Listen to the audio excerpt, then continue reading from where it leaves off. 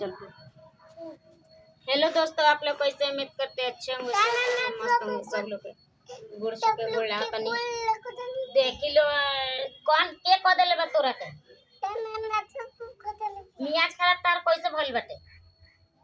मियाज तितवाई में के आवत कौन पहले बिया